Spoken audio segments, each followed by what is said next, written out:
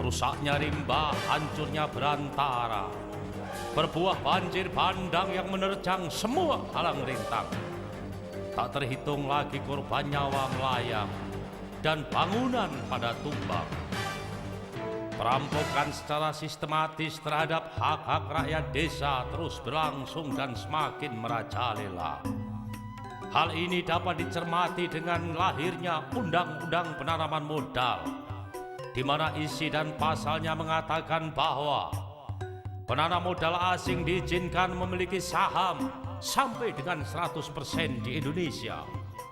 Penanam modal asing diizinkan memiliki lahan berupa tanah di wilayah Indonesia dengan status hak guna usaha selama 60 tahun, sekaligus dapat diperpanjang selama 35 tahun, lebih kurang 1 abad lamanya.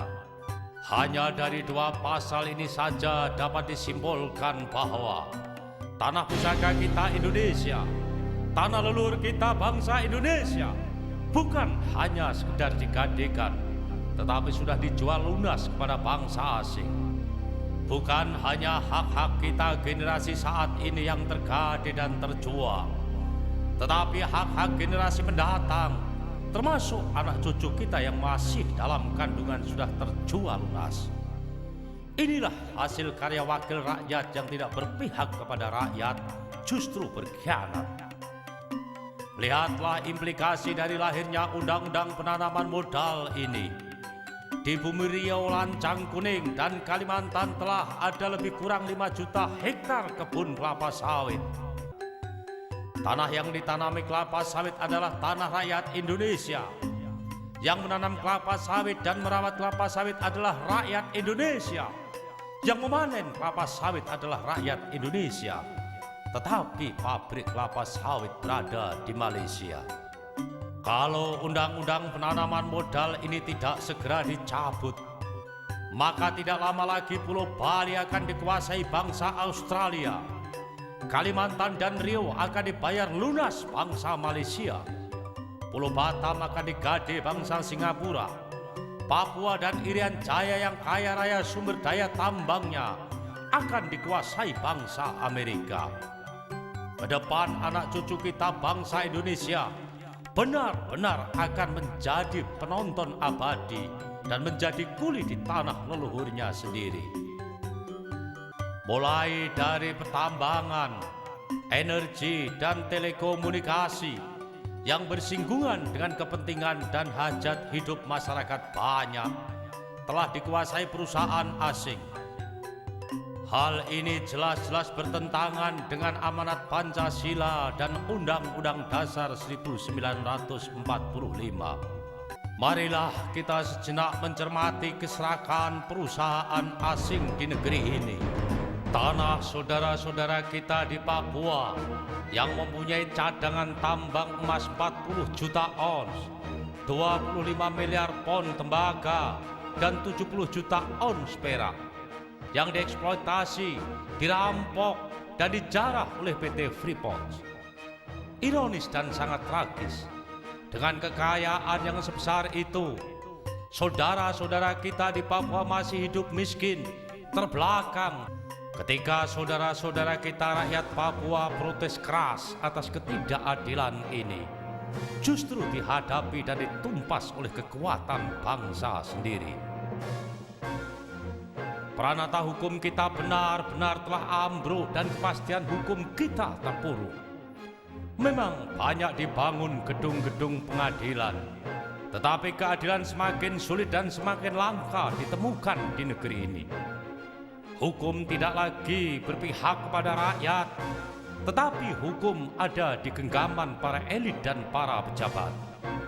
Hukum tidak terjangkau oleh kantong rakyat yang melarat, tetapi hukum berada di tas-tas para konglomerat pemodal besar, para kapitalis. Yang terjadi adalah hukum homo homini lupus. Siapa yang kuat menerkam yang lemah, dan yang kaya menelan yang miskin. Hati rakyat terluka atas ketidakadilan ini. Ya Allah, ya Allah, bagaimana ini?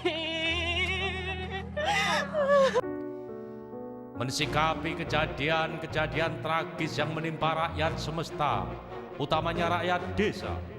Parade Nusantara bersama gelombang kekuatan rakyat semesta Indonesia segera bangkit di garda terdepan dalam rangka mencari solusi dan mensikapi ketidakadilan ini. Di Monumen Nasional ini kita akan melakukan apel upacara Sumpah Bakti Parade Nusantara.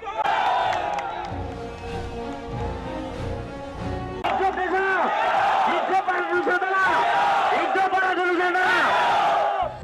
Persatuan Rakyat Desa Nusantara, Parade Nusantara bukan kekuatan politik.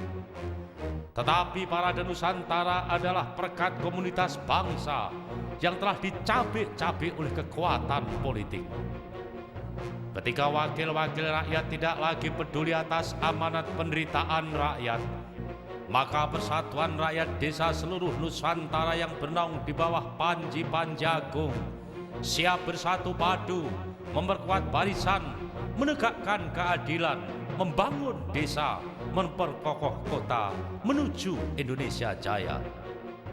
Merekatkan, menyatukan dan merekonstruksi kembali jalinan Sumatantra, yaitu Jawa, Bali, Irian, Nusa Tenggara, Sulawesi, Maluku, Kalimantan dan Sumatera menuju kebangkitan Nusantara dan menyongsong terbitnya Fajar Indonesia Baru.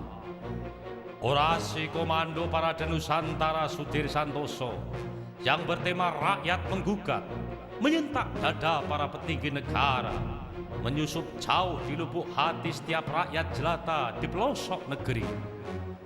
Kekerasan sikap Menteri Dalam Negeri patah oleh argumen-argumen Parade Nusantara. Dengan terpaksa Menteri Dalam Negeri mendatangkan 9 gubernur ke Jakarta untuk meredam Parade Nusantara. Tetapi layar telah terkembang, Parade Nusantara pantang surut ke belakang. Kekuatan besar Parade Nusantara siap berhadapan dan melindas kekuatan apapun yang menginjak-injak harkat martabat dan jati diri rakyat. Lebih kurang 50.000 kepala desa dan perangkat desa bersama elemen tokoh lokal pedesaan lainnya mewakili saudara-saudaranya yang lain di seluruh Indonesia menuntut hak alokasi dana desa atau ADD 10% blok grant atau langsung dari APBN. Hal ini dilakukan Parade Nusantara karena wakil rakyat di DPR RI sebagai penentu anggaran negara berlaku sangat tidak adil dan tidak berpihak kepada rakyat. Ketidakadilan ini dapat dilihat dengan jelas di pos anggaran APBN tahun 2009, bahwa APBN Republik Indonesia tahun 2009 sejumlah lebih dari 1.000 triliun. Tetapi 70.000 desa di Indonesia hanya mendapat porsi 17 triliun atau kurang dari 1,3%. Perlakuan tidak adil ini terus berlanjut sejak dari zaman Orde Baru sampai Orde Reformasi saat ini. Maka rakyat desa yang tersebar di 70.000 desa di Indonesia selalu bergelut dengan kemiskinan, kebodohan, dan keterbelakangan. Parade Nusantara mencoba membuka mata dan telinga wakil rakyat yang terhormat yang duduk di gedung Parlemen Senayan, Jakarta. Parade Nusantara sedang menggelar dan memajang potret sedih desa Nusantara apa adanya. Parade Nusantara mencoba mengingatkan para elit bangsa dari mana dia berasal dan kemana harus